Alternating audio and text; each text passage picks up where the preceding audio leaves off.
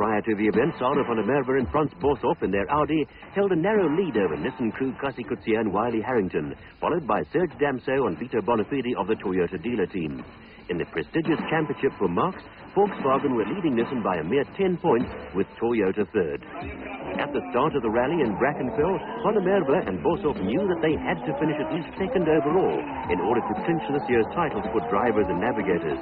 They could not afford any mistakes, as Van der Merwe will be unable to contest the last event of the season next month due to overseas commitments. It was a determined supervan who set off on the Audi Sport Quattro on the first special stage held in the hypermarket parking area. Equally determined were local heroes Serge Damso and Vito Bonafide, leading the Toyota dealer team in their four-wheel-driven turbocharged Toyota Conquest. Although less powerful than its rivals in Class A, the nimble little Conquest is possibly the best handling rally car in South Africa.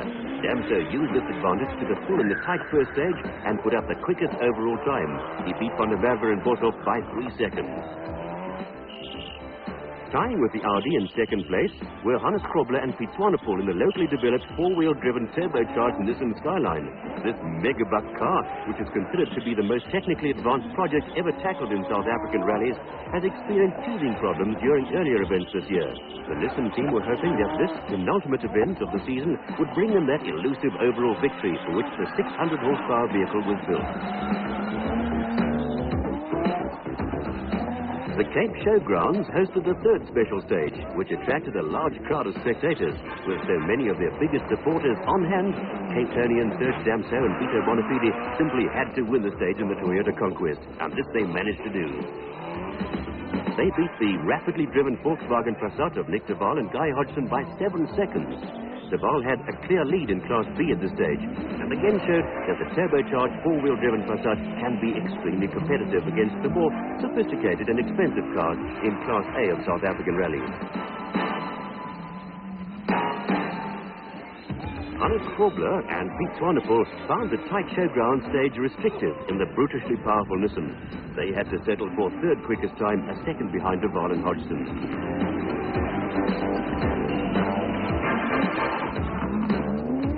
The ill-handling Lindsay Saker Audi Sport Quattro still gave Johan Evertse and Steve Harding headaches and would require attention. Toyota dealer team pairing, Glenn Gibbons and Peter Cuffley, were maintaining the lead in Class C with some forceful driving in their Toyota Conquest RS 1600. They had to pull out all the stops to stay ahead of their main class rivals, Ben and Isabel van der Westhuizen, in the Volkswagen Golf CSL.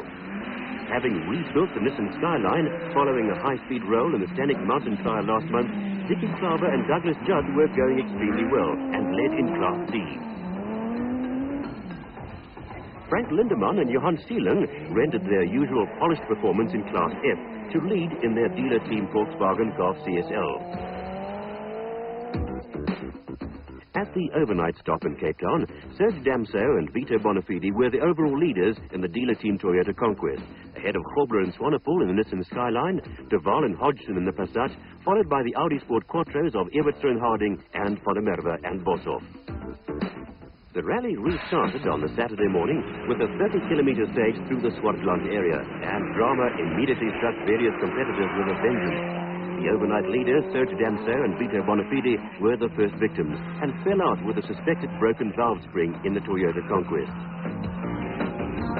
This left Hannes Krobler and Piet Swanepoel in the overall lead with a Skyline, after setting the best time on the stage, a full 10 seconds quicker than Van der Merwe and Boshoff, who were trying to make up time in the Audi Sport Quattro. Third quickest were de Waal and Hodgson in the Volkswagen Passat, trailing Van der Merwe by 59 seconds. Jannie Habig and Ewald van Rensburg took over the Nissan attack after the similar Skyline of Kasi Kutsia and Wiley Harrington broke down in the stage. The Toyota team received another setback when Class E leaders Eric Sanders and Thilo van Westenhagen fell out with a broken drive shaft in their Conquest RSI. This left the dealer team Volkswagen Golf GTI of Eliseo Miranda and Ivor Pelt in the Class E lead. Hannes Krobler and Piet Swanepoel used the power of the Class A Nissan Skyline to excellent effect in the long and fast Swartland stages, and by the 7th-speed section, they had a lead of 54 seconds over their nearest rivals. They were Sarah van der Merwe and Frans Boshoff, who had steadily worked their way up into second place with the Audi Sport Quattro.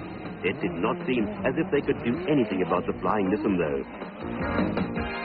Nick de Waal and Guy Hodgson were having problems with a misfiring engine in the Volkswagen Passat, but they managed to keep the car ahead of the other cars in Class B, with the Nissan Skyline of Jannie Habig and Ewald van Rensburg their closest competition. In Class F, a tremendous battle was being waged between veterans, Rolf Becken and Francois Jordan in their Toyota Conquest RS 1600, and the spectacular Volkswagen dealer team of Frank Lindemann and Johan Seelang in their Golf CSL. By the secondary fuel at Mauriceburg, Grobler and Swanepoel in the Skyline still enjoyed a comfortable lead over Van der Merwe and Boshoff in the Audi. They were followed by de Waal and Hodgson in the Volkswagen Passat, ahead of the Nissan Skyline of Habig and Van Rensburg. The tough conditions were taking their toll. Husband and wife team Ben and Isabel van der Westhuizen had rolled their dealer team Volkswagen Golf CSL, while Volkswagen factory crew Glyn Hall and Martin Potter had to retire with a broken drive shaft. Het gaat redelijk goed met ons op die oomblik. Ons is 8 secondes voor Frank Lindemann, maar hy vat so 4 af van ons, dan vat ons weer 4 af van hom en ek sien nou dit begin reën. Miskien gaan dit nou 'n bietjie beter gaan. Ons hou maar uit. Niemand het baie goed gegaan. Dink ek volgens soos al die stages het ons gewen. Ons het 'n bietjie probleem gehad op een sneltraject wat ons elektrische probleme 'n bietjie gehad en die kar het uitgesny, maar ons het gou uitgesorteer en ons het verder geen probleme gehad nie. Ons ry net lekker. The only thing that you've got to do is just try and stay on the roads, not get off into any of the grass or anything on the sides. And I hope that we're going to do that. Ja, ons is nou so 8 sekondes uit mekaar uit en Roelof is voor ons, maar dit het nou al 'n paar tydrenne so gebeur en sal maar kyk aan die einde wie's voor. Ons is gelukkig dat ons albei in 1600 standaard motors ry en ons is voor die gemodifiseerde 1600s nou dat Ben van der Westhuizen gerol het. So ons sal maar kyk hoe lyk dit verder vorentoe. Wel, ons het vanoggend derde weggetrek. Ons is derde algeheel en eerste in klas B. En tot dusver vandag het dit redelik goed gegaan, behalwe dat die kar baie swaar kit sit. So as by die hele tyd op net 4 in plaas van 5 silinders loop. Maar ons het maar net nogtens aangegaan. Ons lê nog steeds op hierdie stadium derde algeheel. En voor in ons klas, ons hoop ons kan daar bly tot die einde van die tydren. We're just changing the rear stub axle. The car is playing out a bit on the rear here. So we don't want to take any chances. We want to try to finish this time. The engine went a bit sick. Looks like we had a broken valve spring, inlet valve spring. So looks like we're out of the event at the moment. Well, we've been having a good run. As you might know, Sorrel's not doing the last event of the season, and that means that we must try and win the championship on this one. And to do that, we have to finish second. So we're quite happy to be in second place. Although I must say that Grobler is going very quickly. But we're not taking any chances, and we're in a nice second place, some 40-50 seconds ahead of Nick de Waal, and that's quite a nice position to be in. Although maintaining that they were not trying to catch the rally leaders, Sarah van der Merwe and Frans Boshoff set about their task with a vengeance on the next stage, achieving the best time in the Audi Sport Quattro. In the wet and treacherous conditions, four-wheel driven cars were enjoying a substantial traction advantage over the more conventional vehicles.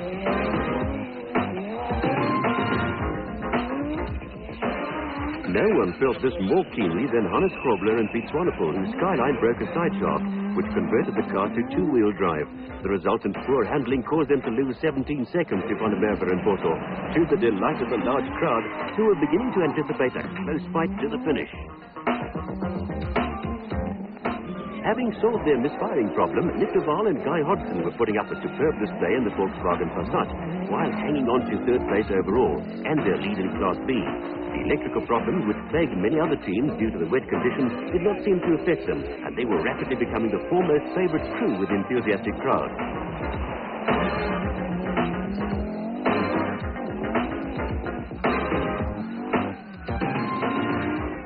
Jannie Habig and Ewald van Rensburg were having a relatively trouble-free run in their Class B Nissan Skyline in fourth place. Others were not so lucky, with the Class D Skylines of Carver and Judd and Nuna de Cunha and Paul Rouliard retiring due to wet electrics.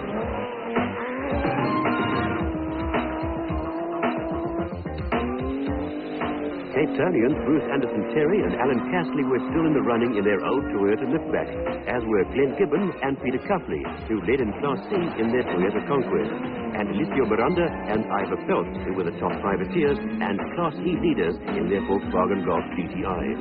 Koos Roos and Dave McGregor were hanging on to 6th place overall and entertaining the spectators with their Class B Nissan Skyline.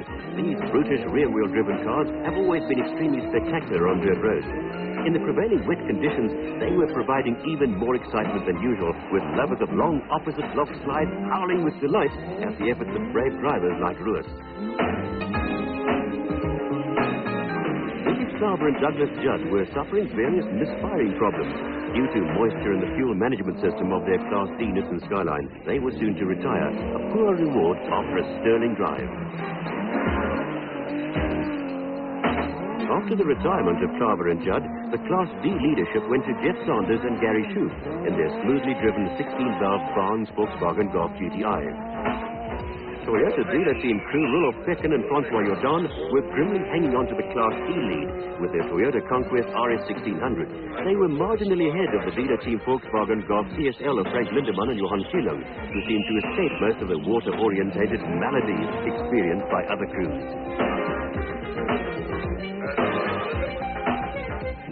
Glenn Gibbons and Peter Cuffley were enjoying a comfortable lead in Class C with their dealer team Toyota Conquest RS 1600 after solving some electrical problems during the refuel halt.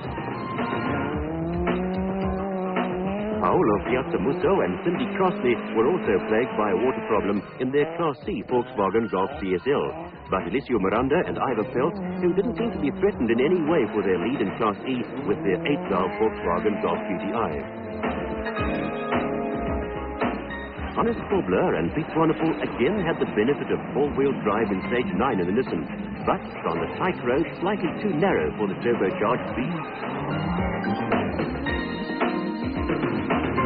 Nick Duval and Guy Hodgson, still going strongly in third place with the Volkswagen Passat, experienced the same problem, but continued to dominate Class B of the rally. Frank Lindemann and Johan Schilling were again in the Class F lead in their dealer team Volkswagen Golf CSL. Hannes Kobler and Pete Swanepoel were back in stride in the Class A Nissan Skyline, setting up the quickest time in Stage 10, which led to a wet and slippery speed test in the centre of Malmesbury. With the end of the rally and the first overall victory for the four-wheel driven Nissan Skyline in sight, this was no time for mistakes. Kobler obliged with a superb display of car control in the 600 horsepower vehicle, which is not suited to car parking lots in any way.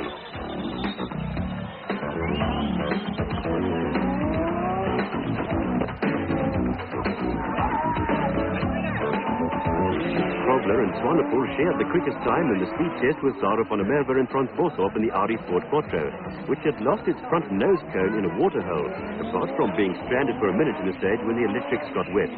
It was clear at this stage that van der Merwe had no intention of chasing the leading Nissan and would consolidate his second place in order to clinch the 1988 South African Drivers and Navigators titles.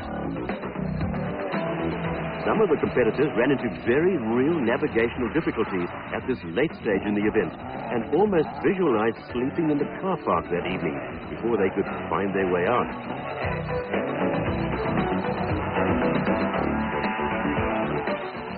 Hannes Kobler and Pete Swanepoel were full of confidence for a victory, and they completed a triumphant weekend by winning the last stage of the rally at the Cape Showgrounds in the Skyline.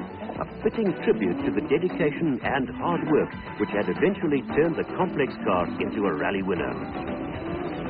Van der Merwe and Boshoff came home in second place to win the 1988 South African Drivers and Navigators titles. It would be Superban's 11th and Boshoff's 10th.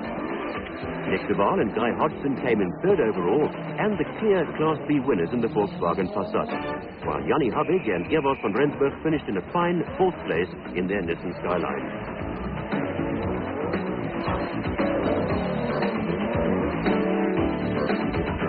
Koos Roos and Dave McGregor clinched the fifth place overall in their well-driven Class B Nissan Skyline after a gritty performance under difficult conditions, while local heroes Bruce Anderson-Terry and Alan Castley took the sixth place in their old but well-prepared six-cylinder Class B Toyota liftback.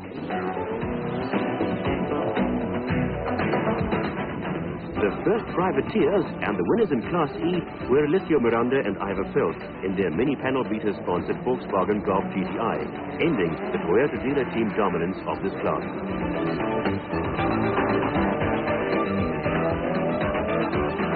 Frank Lindemann and Johan Seeling marked up another Class F victory in their 1600cc dealer team Volkswagen Golf CSL, while a jubilant Jeff Sanders and Gary Shute took a well-deserved win in Class D in the Barnes Volkswagen Golf GTI.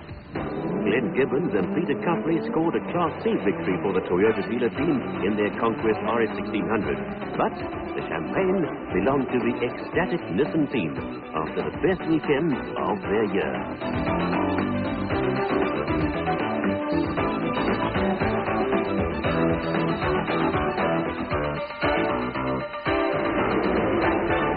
Man, ons vanoggend baie goed begin met die eerste sneldeel waar ons Sarel en soos redelik baie tyd afgevat het. Ek dink dit het hulle 'n bietjie afgesit in daai stadium. Ons baie goed gegaan. Laat ons was omtrent 'n half minuut voor Sarel op 'n kolf toe ons agter sy as gebreek. En dit het ons 'n bietjie teruggegooi. Maar ons het weer uit die sneldeel uitgekom en 'n ander sy as ingesit en die krane oopgedraai en alles as hierdie karretjie het net al die pad baie goed geloop en ons het geen probleme gehad nie. Ons is bly om hier te wees en ons is ook bly om te wen.